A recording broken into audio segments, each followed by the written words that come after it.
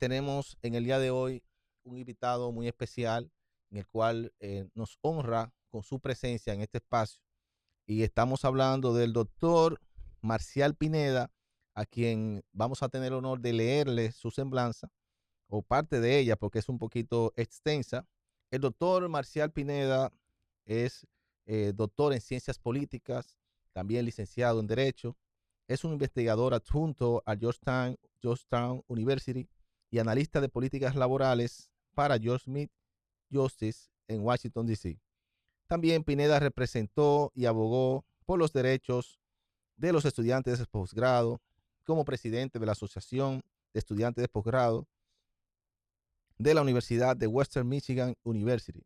Además, Pineda ha publicado varios artículos sobre análisis políticos en la Z Digital, tales como ¿ganó Biden o perdió Trump? Y precisamente con ese tema venimos, señores. Bienvenidos, compañero. ¿Cómo se siente, doctor? Contento de estar con ustedes y de poderle hablar a la audiencia y quizás traer un poco de luz a cualquier duda que puedan tener sobre la política norteamericana. Qué bueno, qué bueno. ¿Y qué tal pasaron las elecciones de los Estados Unidos? ¿Alguna sorpresa? ¿Qué decían las predicciones, las encuestas?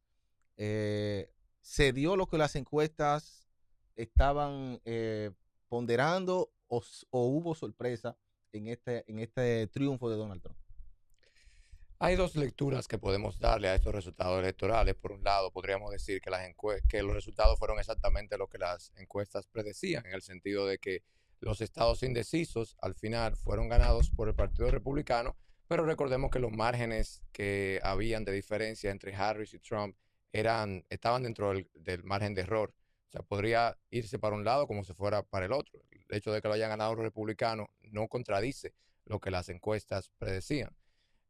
Por otro lado, también podríamos decir que una encuesta que se produjo un día antes de las elecciones, indicando de que Harris llevaba la delantera en Iowa, un estado que ya se sentía que era republicano, daba el indicativo de que los demócratas entonces podrían tener un gran auge y ganar más de los estados indecisos que se planteaba. Esta encuesta, pues sin duda a dudas de que tuvo un gran error en ese sentido y hoy en día tienen ellos que revisar sus números para entender un poco cómo pudieron llegar a esos resultados y hacer esas predicciones. Pero en general, el que Trump haya ganado no es en sí sorpresivo. De hecho, en Estados Unidos hay una correlación en los años electorales que hay elecciones presidenciales.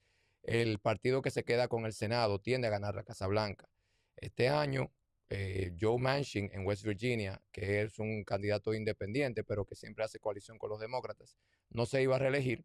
Y en Montana, el candidato incumbente por los demócratas no tenía un gran apoyo y el candidato fresco, Jester, de los republicanos, tenía un gran margen para ganar y así fue. Entonces, los republicanos terminaron quedándose con el Senado y bueno, se quedaron con la Casa Blanca.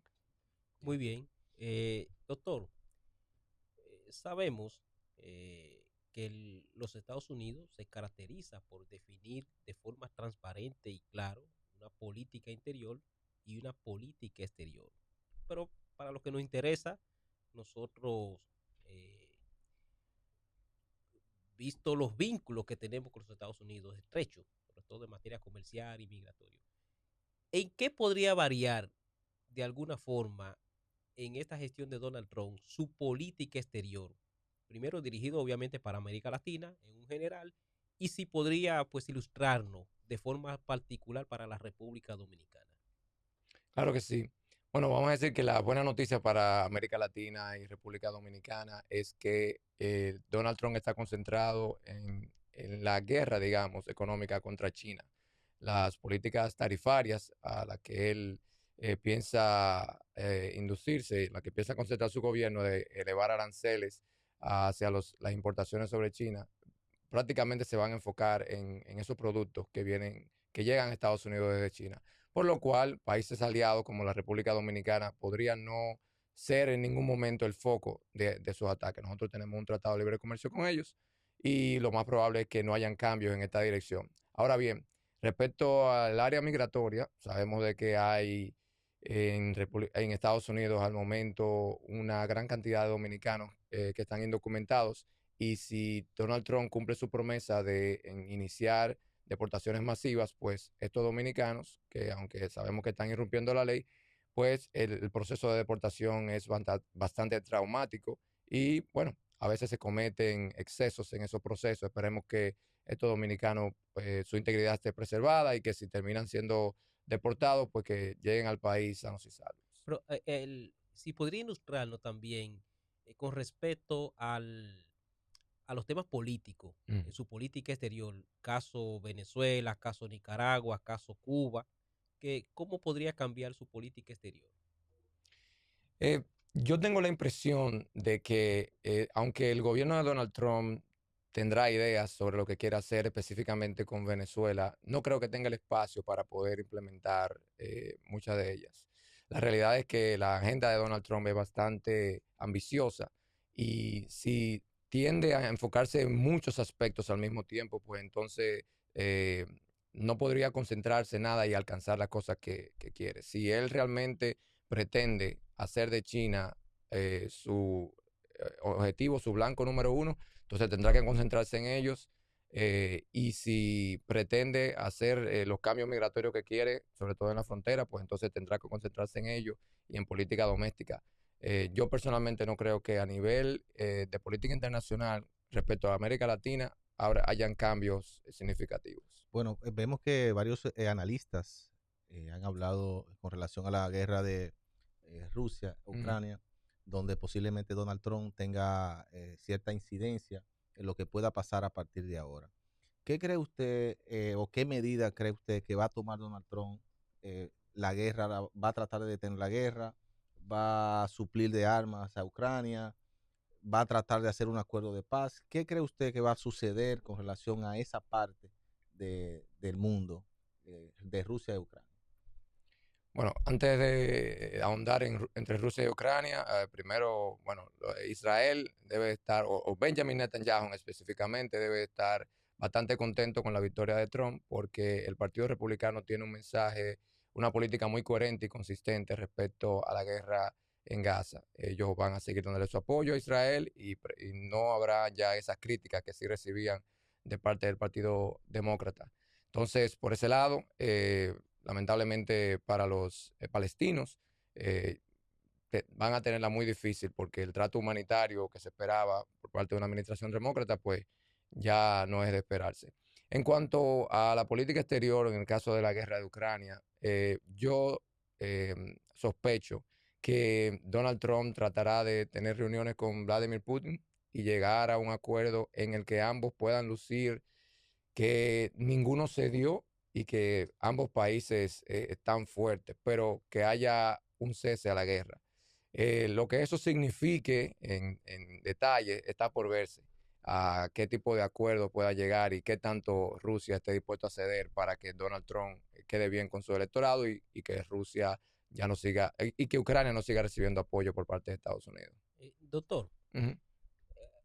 vimos el primer gobierno de Donald Trump que se caracterizó por concertar, visitar países incluso hostiles a los Estados Unidos y tener, paradójicamente, hizo un gobierno donde históricamente siempre se iba a la guerra. Donald Trump no incurrió en la guerra. Sin embargo, otros presidentes, incluso que lo precedieron, sí, pese a que ganaron el Premio Nobel de la Paz. Entonces, en este caso, ¿qué ofrece Donald Trump, en este caso los Estados Unidos, que se habla incluso de que ha disminuido su poder o su presencia a nivel internacional? ¿Qué puede ofrecer Estados Unidos, el Departamento de Estado, el gobierno de Donald Trump para encaminar una política exterior dirigida a disminuir los conflictos armados?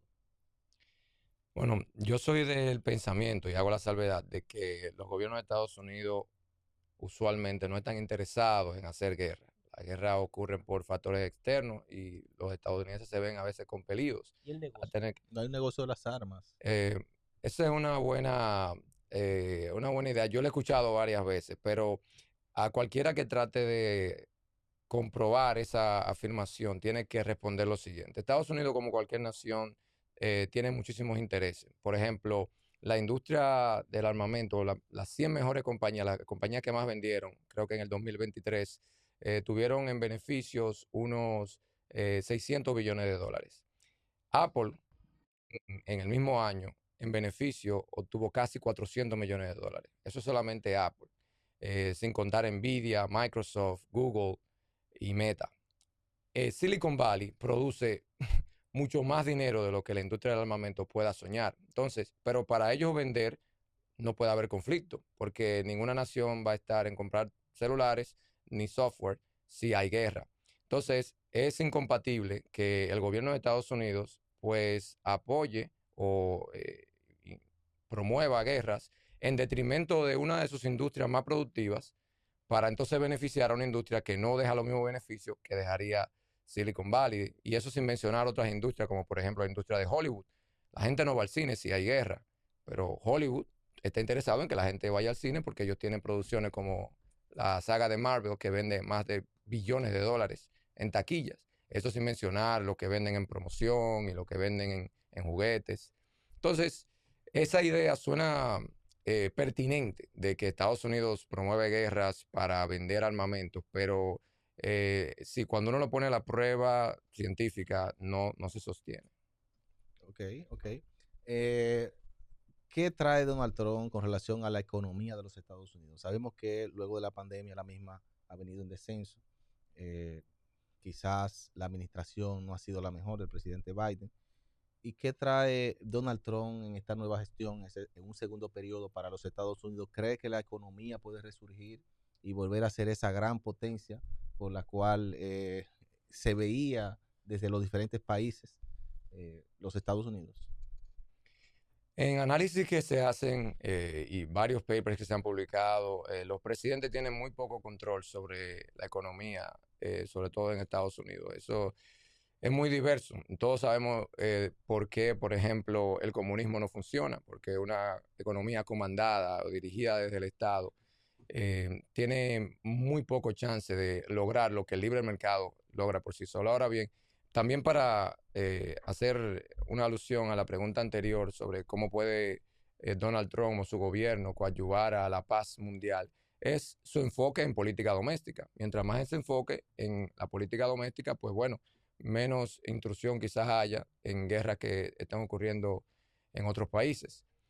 Me parece, hacer el paréntesis, me parece que en Sudán hay una guerra civil ocurriendo ahora mismo que inició desde abril del 2023, que no ha llamado la misma atención que las otras guerras porque las otras se han hecho, digamos, más virales. Pero bueno, respecto a la economía, lo que se espera es que Donald Trump, si lleva a cabo su promesa, pueda afectar la economía de manera negativa. ¿En qué sentido? Bueno, lo primero es que si lleva a cabo la deportación masiva de millones de inmigrantes, algunos estiman que entre 8.5 millones o 10 millones de inmigrantes que ahora mismo están en Estados Unidos, muchos de ellos trabajando en la agricultura y la construcción, como es el caso aquí de nuestros hermanos haitianos. Esto va a llevar a que el precio de las construcciones se encarezca, que ahora mismo ese es uno de los principales problemas en Estados Unidos, la inflación en los precios de las casas. Entonces, sacando esa mano de obra de Estados Unidos, esos precios se van a encarecer, eso es sin lugar a duda. Por otro lado, si se aumentan los aranceles a China, de hecho, una de las amenazas es que a los vehículos eléctricos se le aumente a una tasa de 200%, pues entonces habrá un castigo inmediato para los consumidores que van a tener que comprar artículos mucho más costosos. Algunos argumentan que, bueno, esa es una píldora amarga que tragar en lo inmediato, pero entienden que a largo plazo, pues entonces eso aumentará la productividad doméstica y muchas industrias volverán a producir en Estados Unidos, pero a veces eso es una fantasía. Y si lleva a cabo, una de las propuestas que hizo durante su campaña fue la de eliminar el impuesto a las horas extras, lo cual habría que ver exactamente qué significa eso en la práctica, pero recordemos de que mientras más dinero hay en la economía para comprar, compitiendo por una cantidad de productos y servicios limitados, entonces eso aumenta la inflación. Si tú eliminas impuestos a la gente, entonces le está dando mayor poder de compra y para que vaya a competir por los mismos productos y servicios y entonces poniéndole aranceles a los productos chinos para que no entren, pues eso por lo menos en lo inmediato va a aumentar la inflación. Usted ha fundamentado muy bien las propuestas que formuló Donald Trump durante su campaña. Eh, no hay solución a la que formuló Kamala. Pudo ser uno de los factores que determinaron la derrota de Kamala el hecho de que ella se enfocó en una descalificación moral a Donald Trump y no precisamente en su condición de vicepresidenta de los Estados Unidos en promover qué ha hecho el gobierno, cuáles son sus propuestas, un plan concreto para ella ocupar la presidencia de la República. La respuesta corta es sí. Fue un error el haberse concentrado en atacar a Trump como si fuese un fascista, un enemigo de la democracia y atacarlo judicialmente.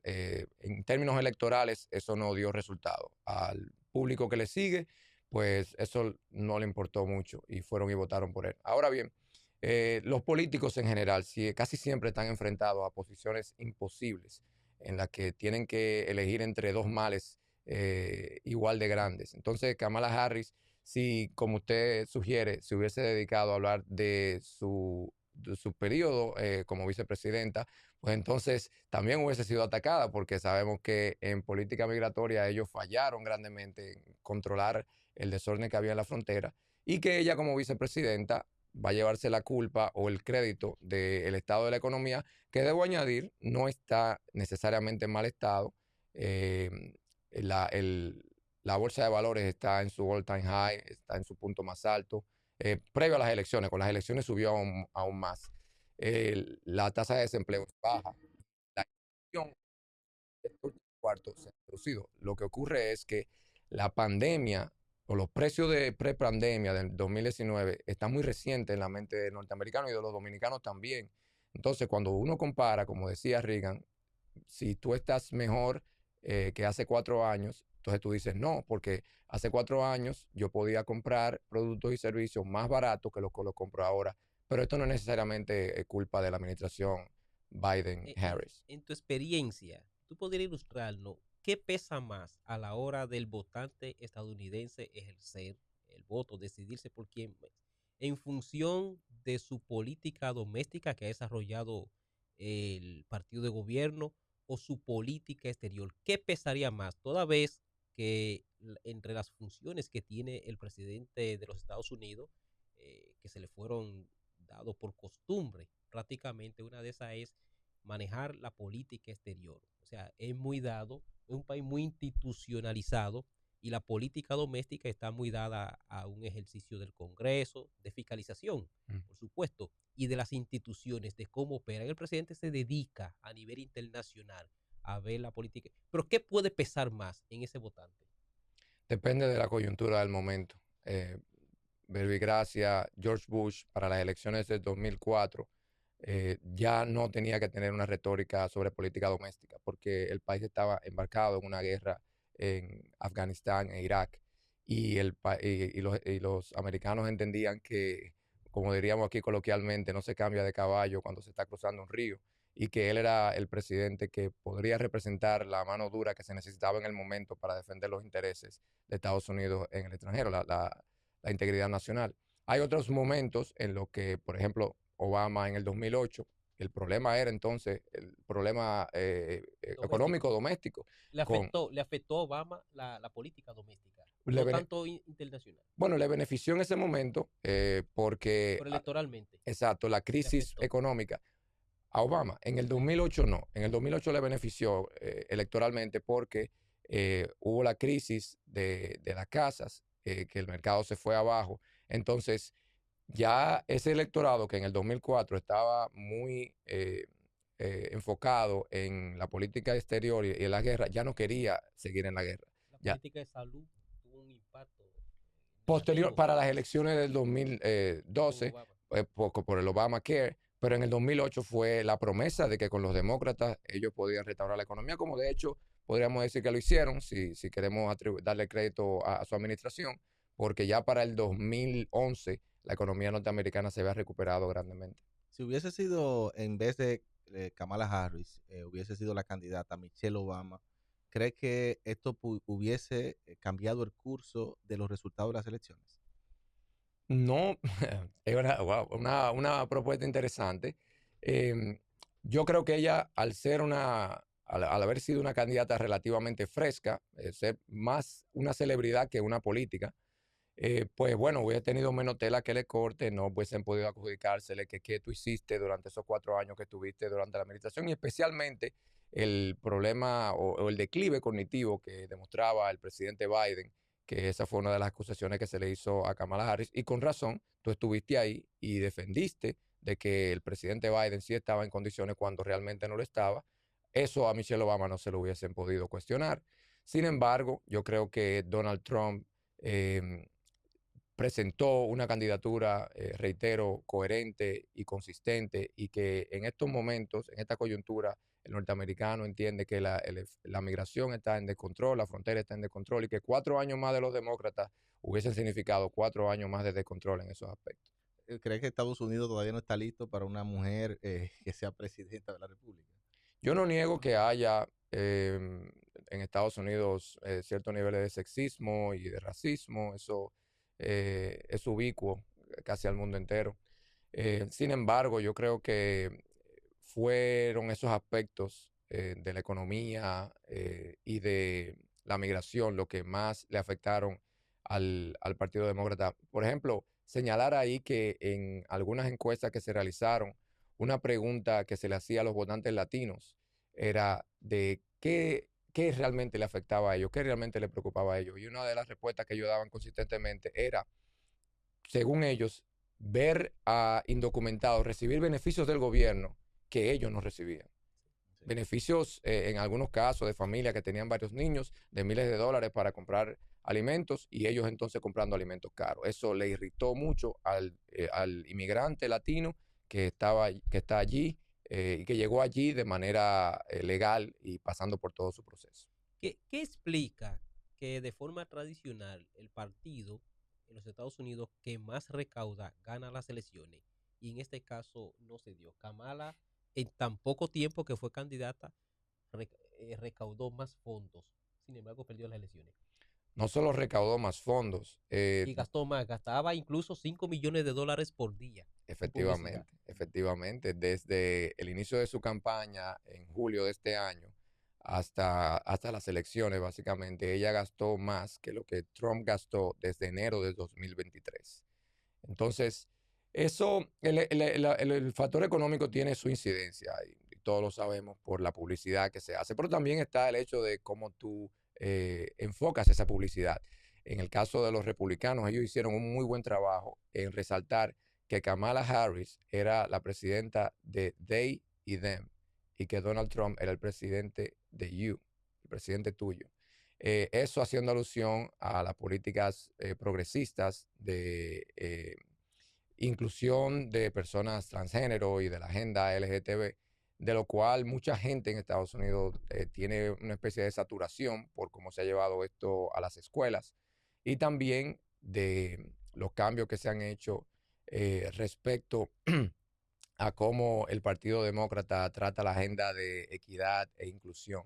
Entonces, en Estados Unidos, con la cultura de la cancelación, lo que está ocurriendo, los excesos a veces que ocurren con el Me Too, de que una mujer puede acusar a cualquier hombre y sin mayores pruebas, pues lo puede hundir.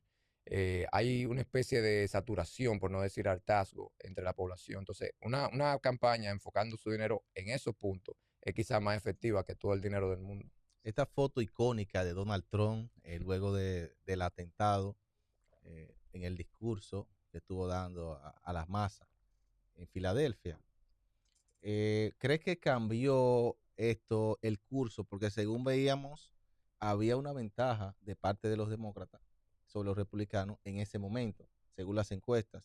Luego de esa icónica foto que a los 30 segundos, a los 15 minutos, luego de ese intento de asesinato, vimos que había camisetas, las redes sociales estaban desbordadas. ¿Cree que eso ayudó mucho a Donald Trump para hoy alzarse con la victoria de la presidencia de los Estados Unidos? Los fenómenos sociales, los fenómenos políticos son tan interesantes y por eso estamos nosotros aquí y hacemos estos análisis, porque si nos remontamos todavía un poco más hacia atrás, enero 6 del 2021, cuando ocurre en aquel momento, ese momento nefasto en el que Trump incita a una turba a que vaya al Congreso para que no permita que les roben las elecciones, de acuerdo con él. La tasa de aprobación de Trump en ese momento andaba por debajo del 40%. Posteriormente, durante los años de gobierno de Biden, la tasa de Biden de aprobación se redujo grandemente. Cuando Biden es entonces prácticamente el candidato demócrata, su tasa de aprobación sigue en descenso. Pero cuando Harris se anuncia entonces como la candidata, increíblemente ella ganó. En las encuestas se presentaba como la candidata puntera. Posteriormente entonces ocurre el atentado contra Donald Trump y eso elevó su popularidad a ese momento. Pero al momento del debate, la popularidad de Harris aumentó. Sí. Pero ese incremento entonces fue reduciéndose conforme fueron pasando los días, al punto de que la llevaron a ella a concederle una entrevista a la cadena Fox, algo que probablemente ella no hubiese hecho si no se hubiese sentido a las cuerdas entre la espada y la pared. Y ese recuento lo hago para que veamos cómo en un proceso electoral un candidato en un momento puede verse con gran tasa de popularidad y que va puntero, pero eventos que ocurren a veces totalmente fuera del control de los candidatos lo pueden transformar la dinámica política. Es que fueron 3 etapas determinantes. Sí. La escogencia de ella como candidata, la presentación de ella como candidata, el debate la llevó a su punto, a su cúspide. Sí. Entonces luego vino una disminución. Me gustaría, en el tiempo que nos queda, que usted nos ilustre en el sentido, porque para los analistas de la selección electoral de los Estados a nivel internacional, resulta un tanto complejo la forma de cómo se escoge presidente en los Estados Unidos. Y se ha ido entendiendo el proceso. Ahora, ¿qué tanto eso ha contribuido en la solidez de la democracia en los Estados Unidos? Y si de cara al futuro ese sistema se mantendría, toda vez que desde que se concibió como esa gran nación por sus padres fundadores, se diseñó este proceso único en el mundo y se ha mantenido inalterable. Ha dado resultados en los Estados Unidos, es garantía de que no se produzca un monopolio de quién escoge presidente. Si algo funciona, no lo rompas. Entonces, en Estados Unidos, ese proceso, aunque pudiese de forma matemática dar un resultado en el que una mínima cantidad de la población votando a favor de un candidato, pues entonces lleve a un candidato que aborrezca más del 50% de la población, lo lleve al poder. Sin embargo, eso no ha ocurrido y me imagino que por esta razón no hay un repudio a ese sistema masivo por parte de todo el mundo. Los republicanos tienden a favorecerlo más, pero es más por un asunto de tradición, de no cambiar una regla que realmente le ha dado resultado. Por ejemplo, mire, Hillary le sacó 1 millón de votos por encima a Donald Trump y no fue presidenta. Y conocemos la historia con Al Gore. Ha funcionado para el fortalecimiento democrático y para coayudar a esa gran nación. Pero ¿cómo se explica esa desigualdad que usted gana el voto popular y podría perder las elecciones en voto de delegado? Una pregunta, bueno, se da porque en Estados Unidos hay una cantidad de electores X que tienen asignados cada estado. Esto va relativamente relacionado con su cantidad de población, pero no estrictamente, porque si fuese de manera estricta, California tendría mucho más electores que los 54 que tiene. Entonces, esos electores, que son usualmente gente leales al partido, son por cuales la gente vota el día de las elecciones o durante el proceso de las elecciones. Y esos son los que luego en el segundo martes, después del primer martes de diciembre, si mal no recuerdo, entonces se reúnen en una asamblea y votan por el presidente y el vicepresidente de los Estados Unidos. Entonces se hace de forma indirecta. Esto originalmente concebido para poder darle cierto nivel de poder, de participación a los estados más pequeños en términos de población, que sentían que el Estado federal lo iba a avasallar, los estados más grandes. Ya por último de mi parte, ya para ir cerrando, yéndonos ya al plano nacional, ¿enviará el presidente Donald Trump embajador a la República Dominicana en estos momentos, aunque tenemos buenas relaciones comerciales con los Estados Unidos?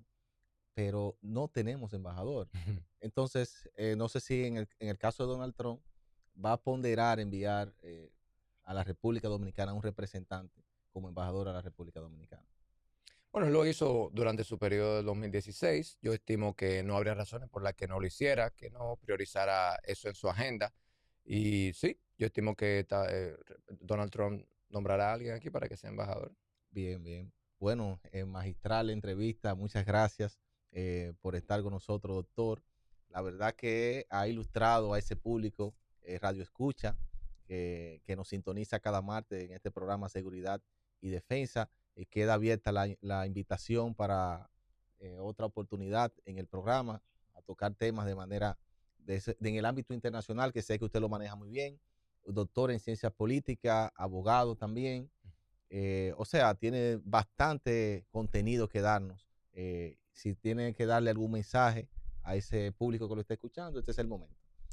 Bueno, más que un mensaje, hacerles saber o recordarles de que el Donald Trump también tiene muchos retos ahora que va a enfrentar. Los demócratas pueden en el Senado detener o por lo menos ralentizar muchas de las cosas que él quiere hacer.